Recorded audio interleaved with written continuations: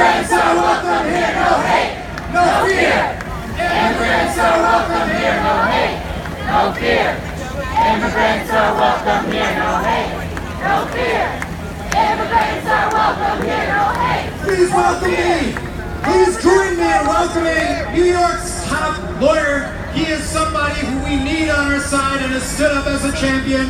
With no further ado, I introduce Attorney General of the State of New York, Schneiderman.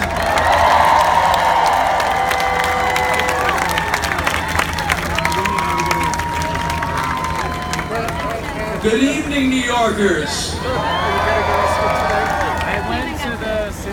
Good evening to New Yorkers who respect the dignity of every human being and the rights of all. I'm proud to be with you here tonight.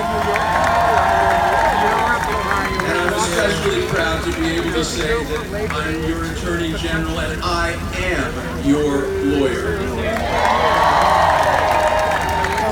I'm proud to be with you and see so many thousands of New Yorkers pouring out to support our dreamers because, ladies and gentlemen, immigration has always been and continues to be the lifeblood and the foundation of this great state.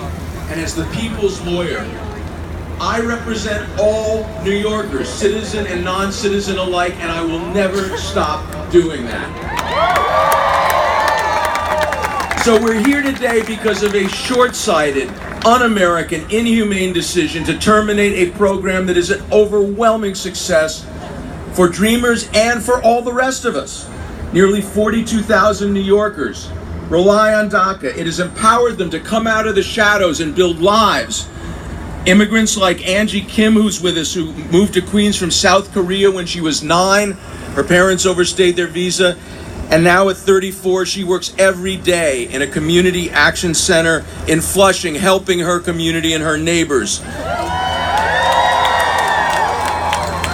Dreamers play by the rules.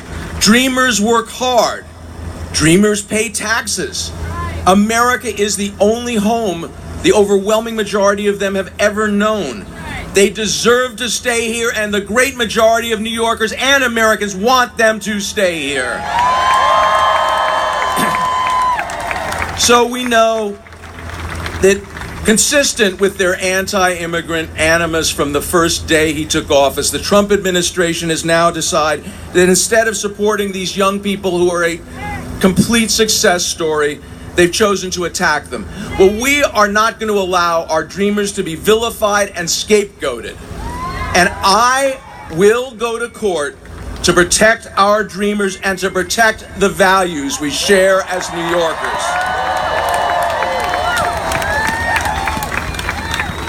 And we will make some very simple points, because dreamers are the embodiment of the American dream. 97% of them are in school or working. They pay $140 million in state and local taxes here in New York.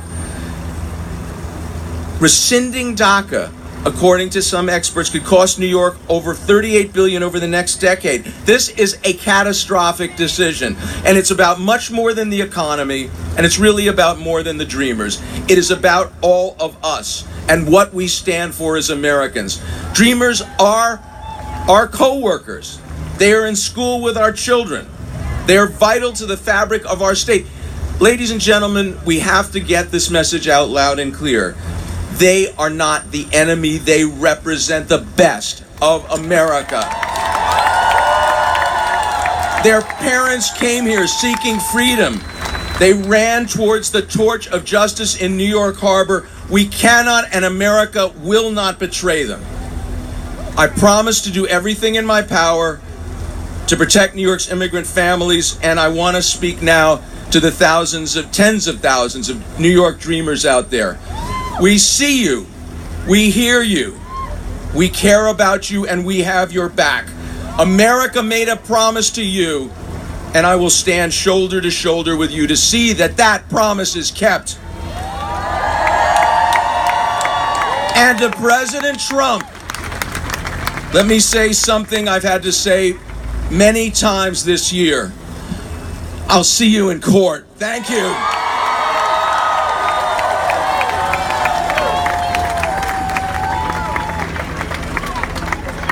Let me clarify one misconception, and that is that President Obama granted DACA.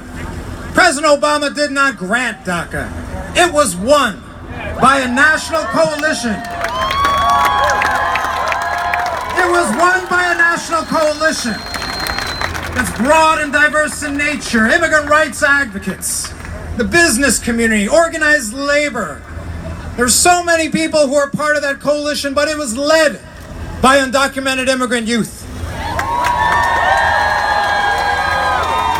And for the next 6 months, undocumented immigrant youth will again lead the fight.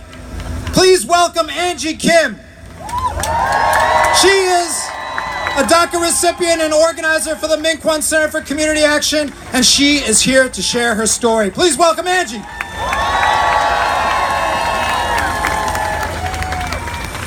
How you doing, New York? I want to thank each and every one of you for coming out tonight.